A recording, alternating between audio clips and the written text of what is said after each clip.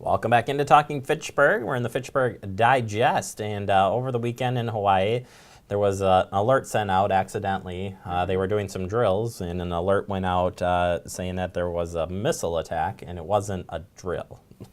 But it was. It was a in drill. reality. It was an accident. Accidents happen, right? And so I found this morning as I was searching around for the hot news, and it was shared by Governor Walker, and a message that I think is important to read, to keep you kind of in check of what's going on and how the state responds to stuff of this matter. So kicking it off here, it says, read this important information from Ready, Wisconsin to see what we do in Wisconsin to prevent false emergency alerts. We do not test the wireless emergency alerts for cell phones. In a real event, our state duty officer would type in an alert message, which is approved by the senior duty officer. Then there is not a single button to push. Our process requires to go through multiple steps before the message is transmitted. In fact, there is a final approval before the message is finally sent. We would always follow the same steps to cancel a message. It goes on to say also that the most important thing families can do to prepare for any disaster emergency is to put together a family emergency supply kit for their home. If a disaster emergency should happen, your family will have food and other supplies ready in the event you need to evacuate to a shelter. Evacuate or into a shelter place. For more information, you can go to readywisconsin.gov, and that's where we go to now. Yeehaw! So we love this site. We love it. We've been here many, many times. Good site, good site. And so what I thought is, let's go on the tab of making a plan. Okay. So across the top there, you can see home resources, get a kit, which is what they're recommending, but also making that plan too is big. So we're under the make a plan here, and we're starting off with shelter in place. And this is great. And also, if you can see here too, it says start a new plan, that you can actually build your own plan. It's pretty cool. Yeah, that's great. Like, it goes through all the steps you would need to pull a plan together, but yeah, I think this is just pretty dang cool. So it says here, if you've got some choices like go inside, turn off heaters and air conditioners, and close fire dampers, close sealed doors and windows, cover your nose and mouth with a wet cloth. Again, we're not sure what type of, This one I think is talking about chemical emergencies. Listen to the radio or TV or wait for the all clear signal before heading out. And then certainly there's more information here about the shelter, but we don't have a lot of time. So how about the family meeting places, Preston? Yeah, so obviously family important to protect here. So draw a floor plan of your home. Use a blank sheet of paper for each floor.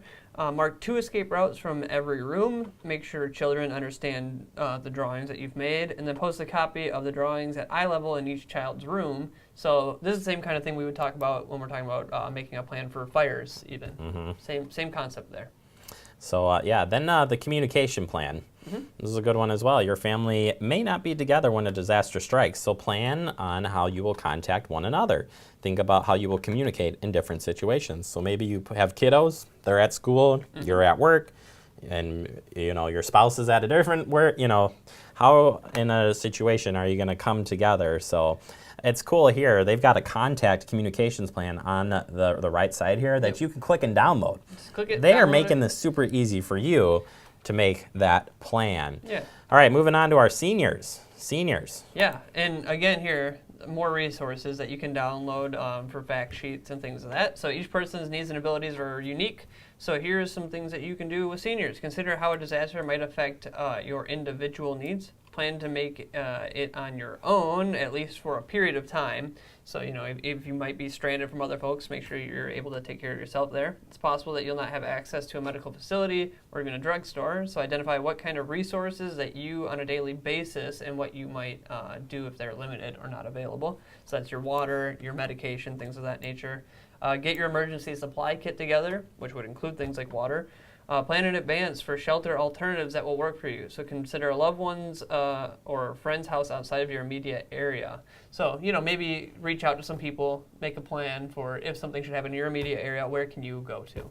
And you can see the link there. They even got a link for senior planning fact sheet. So quick, easy tip there. The next one, how about your functional needs? And again, they have a fact sheet for this, which just makes this a lot easier. And if you get on this page and scroll down, which you can't see here, but they even break it down for disability and function needs. So it just helps. So if you've got a disability, maybe you're in a wheelchair, whatever the case may be, they talk about different ways of... You have your generic sort of details here on like what you should do, but then they break it down. If you're visually impaired, if you're hearing impaired, here's some extra information that might help you out. And there's an instructional video there as well on the side. And then how about those pets? Can't forget those pets as well. Cannot, and again, downloadable fact sheet, so get into that. Here's a good thing: keep items in an accessible place and store them in sturdy containers that can be easily carried. So things like proper identification, including immunization records and current photos, ample supply of food and water, a carrier or cage, pet beds and toys, medications, vet records, first aid kit, a good leash, harness, all the things that you're going to need to get your pet around and then also keep them healthy and protected. And I just clicked on the top part, starting a new plan here, and it breaks it down for a family communication plan, and it's 2 pages. It's very easy to build, and then this one you can put in a safe or have a copy of it with you, whatever the case may be. One side note I want to say about the animals one: if you're when we talk about looking for shelter, make sure you double check, because not all places will accept pets. So if you're for sure keen on taking a pet with you, which of course you're going to want to try to do, make sure you look into finding which ones accept animals as well as people. And you've got to put the if you're going to build a kit, you got to include the pet stuff in there as well. So don't forget about your 4-legged friends or however many legs they have. That's true. Either way, great information. We love that. We've talked about it many times. I'm sure you can go back and check out any of our disaster prep stuff. But Ready Wisconsin, they are awesome. Great place to go.